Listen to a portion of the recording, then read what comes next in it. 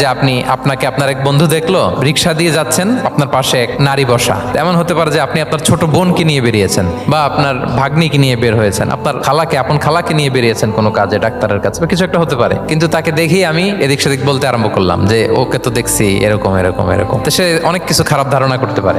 আমাদের সমাজে আমি দেখেছি যে কারো যদি ঠোঁট কালো হয় তো মানুষ ধারণা করে নেই লোকটা মনে হয় সিগারেট খায়। কিন্তু সিগারেট সেবন করা ছাড়াও কারো ঠোঁট কালো হতে পারে কি পারে না বলেন? বিয়ে করার পর ইমিডিয়েট যদি কেউ একটা গাড়ি কিনে বা হুন্ডা কিনে, এটা কি বলে? তো এই বোধহয় শ্বশুর বাড়ি থেকে যৌতুক নিয়ে আসছে। আন্দাজে ধারণার উপরে আমরা অনেক কথা বলে ফেলি। নিশ্চিত না হয়ে আপনি কোনো কমেন্টসে যেতে পারবেন না, এটা একেবারে যে আপনি আপনাকে আপনার এক বন্ধু দেখলো, রিক্সা দিয়ে যাচ্ছেন, আপনার পাশে এক নারী বসা। এমন হতে পারে যে আপনি আপনার ছোট বোনকে নিয়ে বেরিয়েছেন বা আপনার ভাগ্নিকে নিয়ে বের হয়েছেন, আপনার আপন খালাকে নিয়ে বেরিয়েছেন কোনো কাজে, ডাক্তারের কাছে বা কিছু একটা হতে পারে। কিন্তু তাকে দেখেই আমি এদিক সেদিক বলতে আরম্ভ করলাম যে ওকে তো দেখছি এরকম এরকম এরকম। তো সে অনেক কিছু খারাপ ধারণা করতে পারে।